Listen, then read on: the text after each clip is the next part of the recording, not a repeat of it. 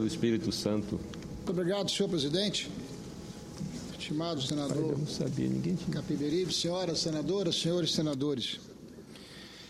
Tenho me manifestado intensamente e com viés bastante crítico em relação à adoção do regime de partilha para exploração de produção de petróleo e gás em nosso país. Essa é uma visão crítica em razão de uma mudança que no tempo não se revelou eficaz, efetiva, não produzindo resultados para um país como o Brasil, que depende de importantes investimentos, sobretudo investimentos em áreas que são essenciais ao desenvolvimento humano da população brasileira. Somente nos últimos 5 anos, enquanto nós estivemos aqui perdidos nessa ambiguidade, nesse debate sobre esse e aquele modelo, mundo afora, as principais companhias de exploração de petróleo investiram nos últimos 5 anos 100 bilhões de dólares. E nenhum desses recursos foi investido no Brasil, porque há 5 anos que o nosso país não faz uma rodada visando a ampliação da produção de petróleo e gás em nosso país. É por sentimento do pragmatismo necessário, e não do viés ideológico, porque foi durante o processo de concessão, a partir de 97, que nós vimos a Petrobras crescer, que nós vimos a produção de petróleo multiplicar-se no país. Nesse período, o arranjo econômico da indústria do petróleo e do gás teve a sua participação ampliada de 2% do produto interno bruto para 10%. Foi nesse período que as ações da Petrobras se valorizaram em 1.200%.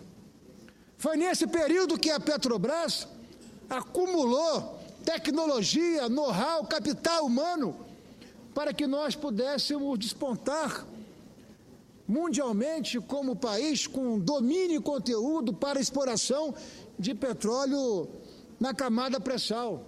Foi ainda, senhor presidente, nesse período que nós vimos a produção de petróleo no Brasil alcançar tudo aquilo que nós precisamos para consumo interno. Saímos de 850 mil barris, 870 mil barris para aproximadamente 2 milhões de barris. Mas também é fato que se tem apontado nessa mudança pelas incertezas que gerou, pelo desinvestimento que nós observamos nesse período, nós em momento algum deixamos de reconhecer a importância e a força, sobretudo pela forma que foi estruturada, do Fundo Social. O Fundo Social criado nesse ambiente, criado com compromissos intergeracionais, como poupança indispensável diante das perspectivas de expansão da produção de petróleo na camada pós-sal ou mesmo na camada pré-sal. Foi com base, inclusive, quero crer que olhando para as boas experiências mundo afora, experiências bem-sucedidas de países que souberam olhar para esses recursos com visão de poupança e de compromisso com as futuras gerações, que o Brasil implantou o Fundo Social. Olhando para experiências bem-sucedidas, como o caso da Noruega, que deu a volta por cima, que conseguiu fazer deste fundo um fundo de extraordinária perspectiva, inclusive para diversificação de arranjos econômicos, que colocou a Noruega na ponta, liderando mundialmente um conjunto de atividades que considera, sobretudo, como base e como premissa o processo de inovação. Os recursos advindos da exploração precisam ser aplicados com responsabilidade, de olho nas futuras gerações, que não poderão contar com a exploração de novos poços, porque o petróleo é um recurso natural e, como recurso e como recurso natural, ele é finito. É insensatez, portanto, teimar em usar recursos deste fundo social com visão de curto prazo, sem visão estratégica, sem olhar para o desafio que nos avizinha e as necessidades de mudanças e transformações que nós precisamos continuar impondo à realidade brasileira. Senhor presidente, eu estou usando a palavra como líder, e o tempo está se escasseando em segundos. O tempo como líder é um pouco mais além. Por isso peço a Vossa Excelência a retificação para que eu possa, no tempo adequado, esgotar, explorar o meu raciocínio. Senador, a mesa informa que o tempo como líder antes da ordem do dia são 5 minutos. Apenas 5 minutos. E depois da ordem do dia vai para 20 minutos. Peço a Vossa Excelência um pouco de tolerância para que possa... Toda a tolerância possível, sempre que esteja a anuência dos nossos pares. Muito obrigado pela deferência de Vossa Excelência. O Fundo Social, portanto, com visão multigeracional, tem o mérito de não apenas mitigar flutuações de renda e preços na economia nacional, ou de financiar projetos que possam, de alguma forma, estimular o desenvolvimento regional e social. Ele tem um fator de estabilização para os fundamentos da macroeconomia brasileira, olhando para as experiências mal sucedidas mundo afora ao longo da história. É ele, de fato, que vai garantir ao Brasil proteção contra a chamada doença holandesa, cantada em verso e prosa, quando o foco na produção do petróleo inibe investimentos em setor de maior valor agregado, fixando o foco, fixando a prioridade, enfim, em torno dos produtos semi-elaborados ou em torno das commodities, com visão de longo prazo pelo retrovisor e não pelo para-brisa. Isso implica numa governança aberta, compartilhada, transparente, que requer análise de viabilidade e de retorno econômico e social dos projetos de aplicação, assim como, evidentemente, sempre como premissa, as questões ambientais. Recentemente, numa tentativa de aperfeiçoar o marco regulatório do setor, o Poder Executivo, a Presidência da República, encaminhou ao Congresso o projeto que destina para a educação a aplicação financeira de todos os recursos provenientes das rendas governamentais para exploração do petróleo da camada de pré-sal. Isso inclui, evidentemente, os rendimentos das aplicações do Fundo Social. O substitutivo aprovado pela Câmara, no entanto, distorceu, comprometendo, desconstruindo a origem, a essência, o maior valor, o conceito do Fundo Social. Distorceu o desenho original do projeto, destinando 50% do capital principal e não dos rendimentos do capital do Fundo Social para a educação. Há uma diferença brutal nesses dois conceitos, entre você destinar os rendimentos da aplicação financeira e tocar no principal, comprometendo, desconstruindo a visão de longo prazo, a visão de incorporar as futuras gerações a esse recurso que é um recurso finito. Na prática, a distorção no desenho original do projeto joga por terra o maior mérito do Fundo Social, a solidariedade necessária entre as gerações. Não adianta querer resolver qualquer que seja o problema, qualquer que seja a nossa prioridade com visão de curto prazo. Até porque, diga-se de passagem, no caso, por exemplo, de setores como a educação, há evidências no subfinanciamento, da mesma forma que há evidências na necessidade de uma gestão mais eficaz e até mesmo de alocação de recursos em atividades prioritárias.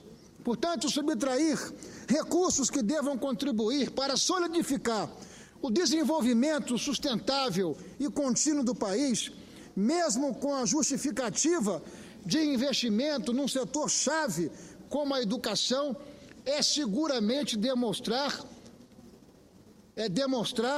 a absoluta falta de visão estratégica, ou, como se diz no dia a dia, é dar um verdadeiro tiro no pé. Mas é ignorar por completo que o problema da educação não se esgota nem de longe no subfinanciamento.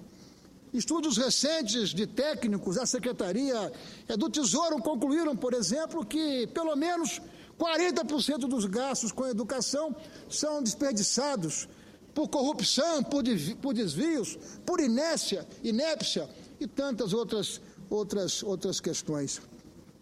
Pois bem, no Senado Federal, após a manifestação da Câmara, o relator da matéria, senador Eduardo Braga, resgatou o sentido básico da proposta original do governo, que não é uma proposta de governo ou do governo, é uma proposta do Estado brasileiro. O senador Eduardo Braga, com um voto de ampla maioria aqui no Senado, colocou na prática o trem nos trilhos, mantendo o principal e direcionando, aí sim, 50% dos rendimentos, mas não tocando no principal. O capital principal ficaria, portanto, mantido, assegurando a sustentabilidade, a continuidade, a perenidade do fundo ao longo do tempo e o compromisso, como disse aqui, senhor presidente, de solidariedade com as futuras gerações. Não temos, senhoras e senhores senadores, o direito ético, o direito cristão de desconstruir esse compromisso intergeracional. O relator, o senador Eduardo Braga, ainda conseguiu a concordância da União em destinar diretamente à educação metade das receitas em royalties e participações especiais, a que ela tem o direito nas áreas localizadas no pré-sal, já contratadas sob o regime de concessão, para evitar que estados venham, e já vou encerrar, senhor presidente, para evitar que estados venham a questionar a legalidade de uma decisão como essa, adotada na Câmara. O substitutivo do Senado destina à educação e saúde apenas os rendimentos da parte da União na arrecadação dos campos já explorados, mantendo intocada a parcela das unidades federadas que participam desse compartilhamento dessas receitas.